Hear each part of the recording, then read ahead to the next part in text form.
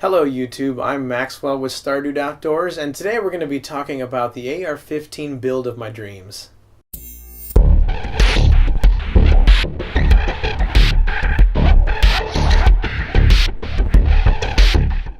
Growing up, I've owned quite a few different firearms, but one thing I've never had before is an AR-15. Over the past couple weeks, I've been reading up on them, watching tons of reviews, and finally I've decided to start my dream build.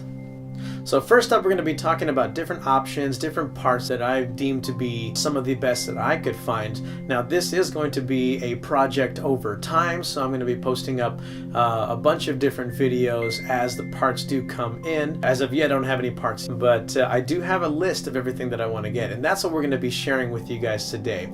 And the cool thing also is I do have a little bit of experience with Photoshop, so at the end I'm going to be taking photos from every single one of these parts and essentially building the AR-15 on the screen. Now these are all just my ideas. Now any of you other AR-15 guys out there who already have the experience, who already know what's best, if you have a suggestion on any part that you think may be better for this build, then please comment down below and let me know. I'd be happy to check it out. So what is the POU, or the philosophy of use, for this particular rifle? Personally, I like to do a lot of long-range shooting. I'd like to have a rifle that reaches out into the ranges of 100 to 300 meters. Through my search, I have broken down the different parts that I have found by weight, cost of the part with shipping, estimated value of the cost build, part name itself, and the chosen part. So I have them in order of part cost.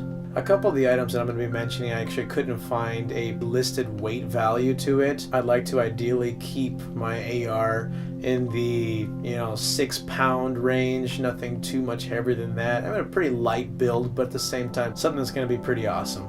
Starting out first with the latch plate.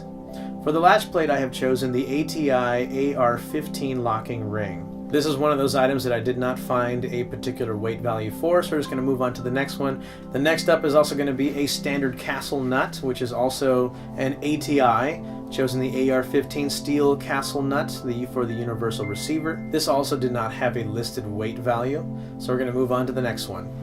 Next one is going to be the dust cover. The part that I have chosen is the Strike Industries AR Enhanced Ultimate Dust Cover in the capsule form. Weight value for this is 0.3 ounces. Moving on to the grip. The part that I chose is the ATI AR-15 X2 Scorpion Recoil Pistol Grip. And like the other ATI products, there was also no weight value listed on it, so we're going to move on. The next one is an accessory.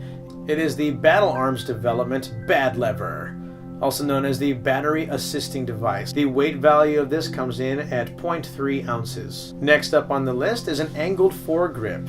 And for this I have chosen the Magpul AFG2. The weight value comes in at 2.53 ounces. Moving on down the list is the lower parts kit. For this I have chosen the Palmetto State Armory LPK without fire control group. And for this there was no specific listed weight value either. The next accessory comes in as a kind of unfortunate need. With the recent passing of certain bills here in California, the up until now used bullet button will no longer be legal. But fortunately, the guys over at Bullet Button have been working on this issue and have come up to a new solution that'll make your California AR perfectly legal. And that is the Patriot Mag Release Kit for the AR-15 with the extended takedown pin. Up next on the list is the buffer tube. For this I have chosen the Voltor RE-A5 A5 receiver extension. The listed weight on this is 4.3 ounces.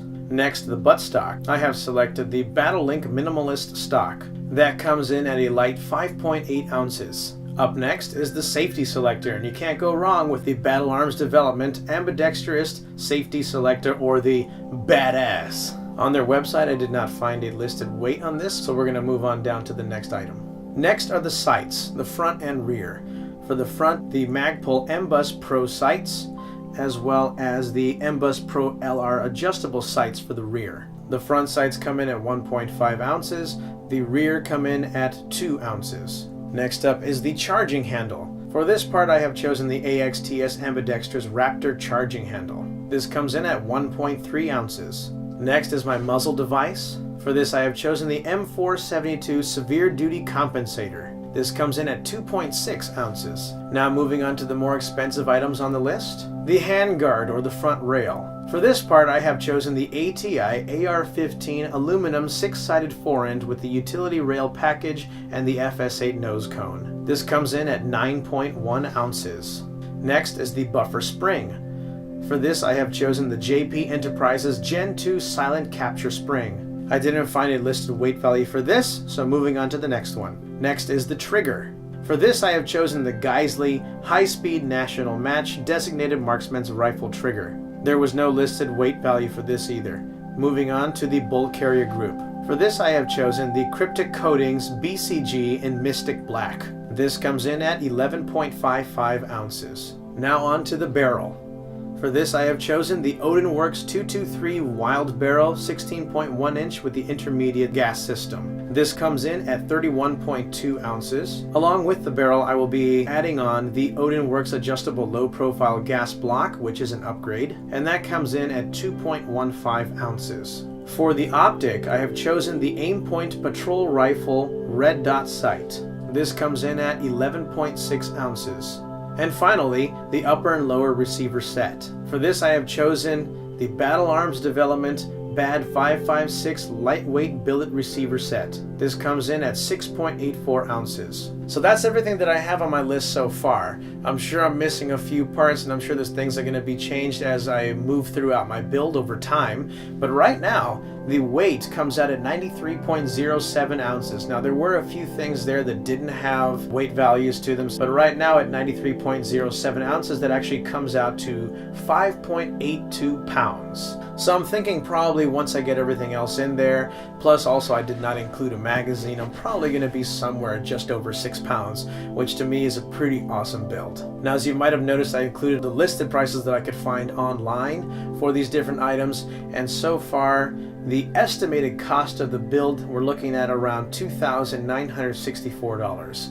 Now of course, if you go online, I'm sure you can probably find these things a lot cheaper. You could probably find these parts perhaps even used. Now there's different parts that I'm sure you wouldn't want to buy used, but I'm looking to spend somewhere around there. Like I said before, this is going to be a build over time, so there will be the opportunity to change things as I go along, and I don't want to buy a AR right now just because I don't want to have the hassle of selling parts in the future, or just buying things right now and then just upgrading part by part by part. I want to find the parts that I want and build my own dream AR-15. So in the upcoming videos we're going to be talking about these different parts individually, as well as unboxings when the parts do come in. If you have any suggestions to these different parts that I have listed, or if you have any responses or parts that you may recommend or suggest that I change instead, then please, I'd love to hear what you have to say. Comment in the description below. Please like, share, and subscribe, and follow along as I go through my AR-15 dream build.